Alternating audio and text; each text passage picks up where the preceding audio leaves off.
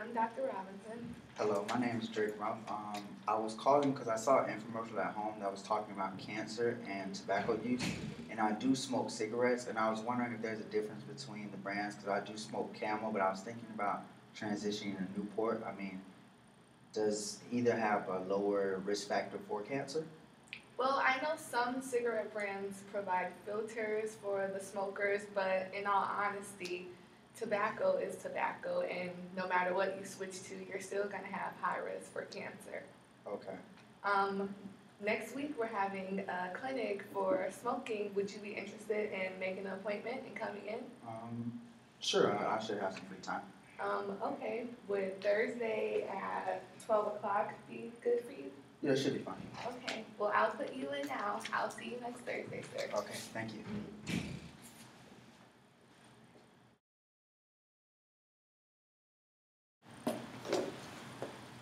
Hello, how you doing? My name is Drake Rumph. Hi, I'm Dr. Rutledge. How are you? I'm doing fine.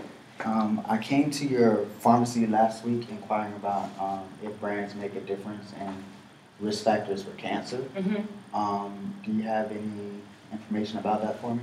To be honest with you, all cigarettes can cause cancer. Some of the different brands might say that they have a less likelihood to give you cancer, but all cigarettes can cause cancer. Okay, well, I mean, I do work out at least 3 times a week. I do vigorous exercises at least 30 minutes for maybe 5 out of 7 days of the week. I do still smoke a lot. I don't have a bad eating habit, but and I feel like all that should compensate for my smoking. So I feel like I don't have the same risk factors as most people who just smoke and aren't active. On a scale of 1 to 10, how would you feel your readiness would be? I feel I'm kind of in a 5 because I started smoking when I was 11, and I just picked up as a strong habit when I was 14. And I feel, at this point, there's really no reason to stop because the damage has been done already. So, maybe a 5 because, in either direction, there's just nothing to push me over the edge to stop. Okay. And why did you not choose like a 4 and rather a 5?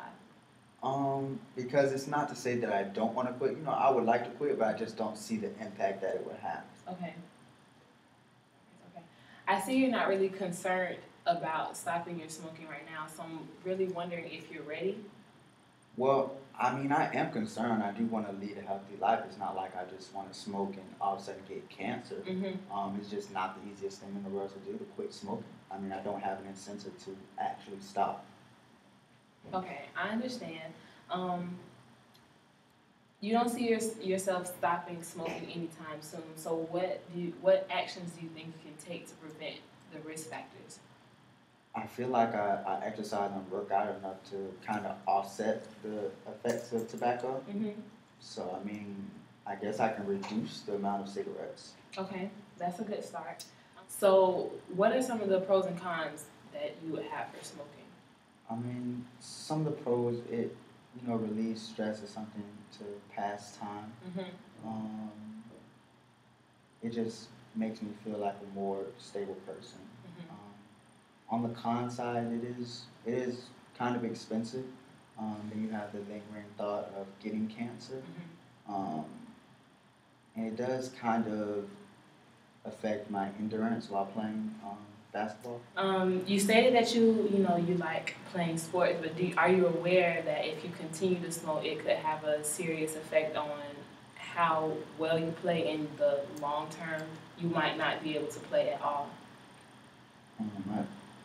I guess I do understand that. That is something to take into heavy consideration. Okay. So with all this being said, we're going to monitor your smoking intake and how many packs a day you smoke. And would it be okay if I schedule an appointment with you in about a week to come back and monitor and record your progress? Yeah, that's fine. Okay. So would next Friday at around the same time, 12 o'clock, be okay? Can we move it up an hour, please? Okay, 11. Okay, that should work. Okay, I'll see you next week. Okay, thank you.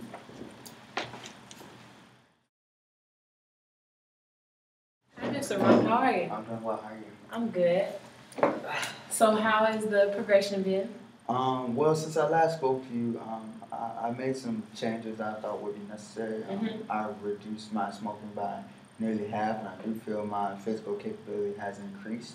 That's good. And I don't have a problem with the overall change. Saving money, I can go out and do more things than just sit around and smoking. So I do feel that I made a lot of progress from where I was day one. That's good. I'm really glad to hear that you made those dramatic changes. What had you thinking about making those changes? Um, just what we talked about, just decreasing the risk after cancer, not being able to exert as much physical energy as I used to be, and saving money, just typical things I felt, if it's hurting me, I feel if I stop, it should improve my overall quality of life. Right. Okay, so I'm glad to hear that you've made all these changes regarding your smoking. But can I tell you about some things that concern me? Yes, go ahead. You say that you just reduced it. My concern is that any intake of smoke can still increase your risk for cancer. So, with that being said, if you were to wake up tomorrow and not be a smoker, how would that affect you? Like, what are the positive things that would come out of that? I feel a lot more relieved because it is a grueling process, not the easiest thing to quit.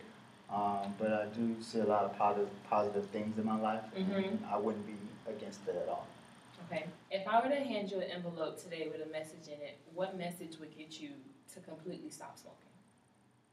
Well, definitely if I was diagnosed with cancer, that would be a heavy motivating factor. Okay, and do you realize by only reducing your intake of smoking, not completely stopping it, you're halfway there? Well, I guess I never really thought about it like that. So, with that in mind, I think it might be time to quit smoking completely. Okay, I'm glad to hear that. So now we can sit down and establish a plan of action to get you closer to your goal. Okay, we can do that.